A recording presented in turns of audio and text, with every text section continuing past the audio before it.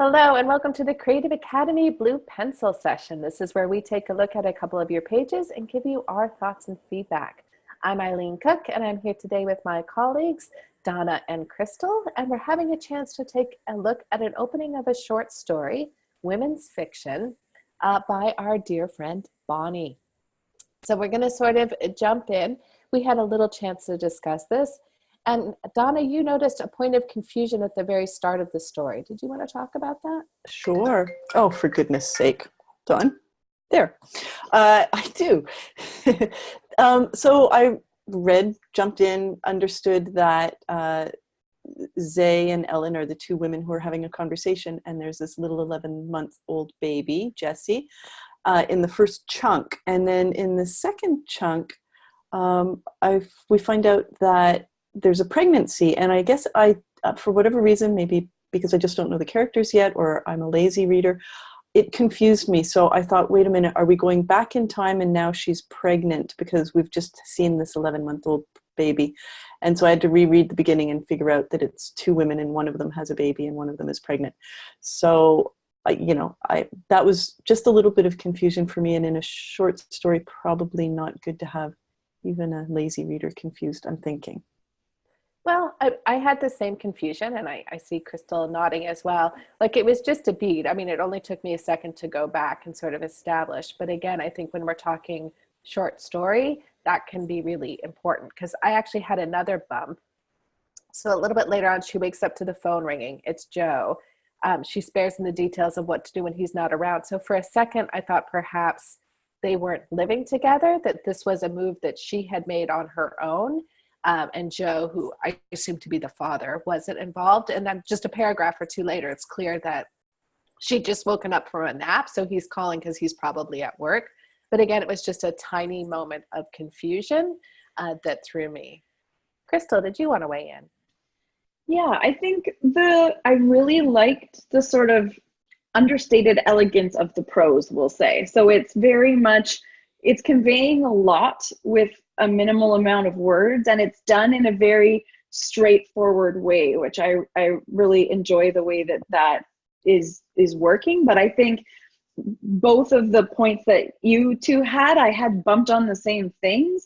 And so what I noticed was just that it's like flashes of scenes, but we're missing the connective tissue, like just a tiniest little bit more context or continuity, because there's a little bit of jumping around. So you're just kind of dropping into the scene and getting comfortable with the characters and everything, and then it flashes to a different time. So I think if you were able to just dial that back a little bit and use a little bit more connective language to help us know like how much time has passed, without it being a full scene break, that would be helpful to sort of reduce the number of scene breaks, because I think we're only looking at like a page and a quarter, and there's 4 scenes effectively. Like there's 4 chunks that are broken apart in time and what's going on. So smoothing that out a little bit would give you more punch for what you have in here, especially given that it is a short story.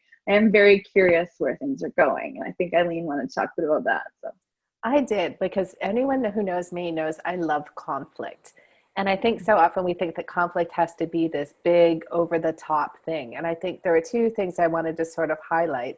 So the first little bit of the scene is she's talking with her friend Ellen and Ellen's child. And Jessie's sort of noticing things, and Ellen's sort of busy doing other things. And she's the one who sort of bends down and sort of assists the boy with kind of identifying that they've spotted a little ant in the house. And it's just this sort of touch where I have a little bit of a feeling that she doesn't think her friend Ellen is the best parent or the best mom.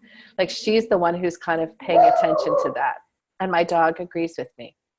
And then we sort of see that again, where there's this hint of tension between her and her husband, that he clearly has a lot of thoughts about what she's eating, and maybe he's a little angry with those kinds of things. So there's just those kinds of little tiny hints. And I liked that it wasn't an over the top, or there wasn't this huge argument. There's just these hints. And there's also clearly, I think, some sort of theme that's going to be running with these ants. you were going to say something, Donna. You're like, Oh, oh. oh no. I thought no. Yes. But I just wanted to point out, yeah, the one of the things that I was loving, like around the language. So I might be taking off too soon. So I'll let you finish. Yeah, so I just like there's a moment when she realizes these ants are all over the kitchen counter, and one that just skeeves me out because that's one of my heebie-jeebie things. But it's also, again, for me, that sense of dread that kind of comes with that. Like, even though it's a small thing, and even she's, it just takes a paper towel to wipe them up, and she does this, but there's just this sort of underlying, she's being invaded. And so I thought that was a really interesting touchstone in this piece.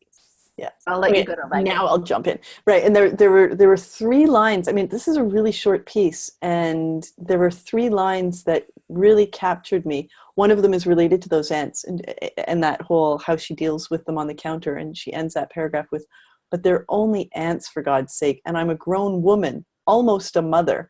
And there's potentially a little, the story is called Ants. So I'm thinking there's some foreshadowing there.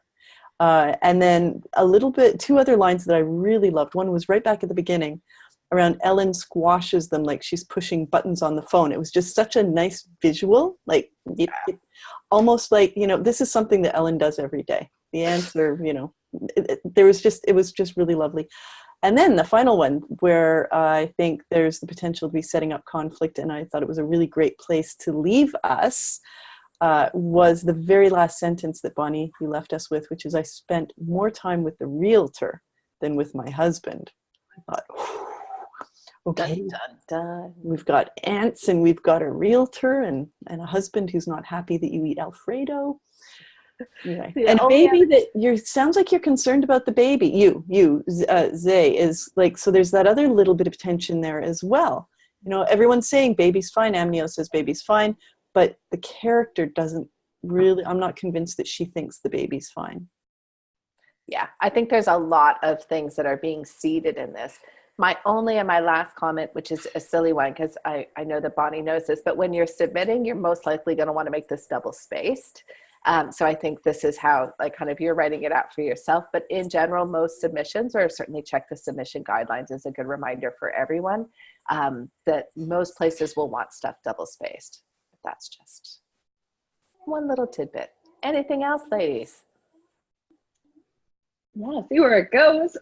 We want to read the rest. I want to say thank you for not making the story called Spiders, because you would have lost me right at the title. Yeah, though the ants do creep me out. There's something about their little segmented bodies that. But as far as a short story goes, I would definitely keep reading. So hopefully you will keep writing, Bonni. And for everyone else, I hope you were writing as well. And if you'd like us to take a look at your first 3 pages, then please do feel free to send them on to our Blue Pencil session. And until then, we'll see you around. Bye-bye, everybody. Bye. Bye.